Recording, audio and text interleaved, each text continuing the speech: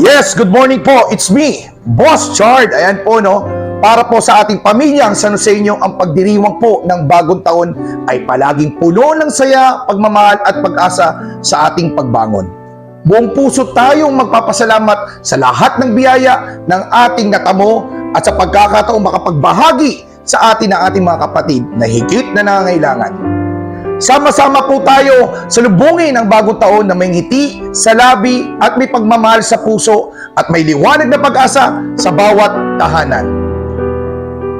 Sa bagong taon, sa pagtatapos ng taong 2024, nais kong salubungin natin ang bagong taong 2025 na may positibo at progresibong pananaw para sa ating magandang kinabukasan bilang mga mamamayang San Joseño. Happy New Year po!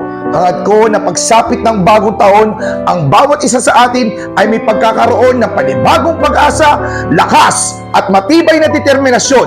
Maraming salamat po, Pamilyang San Joseño!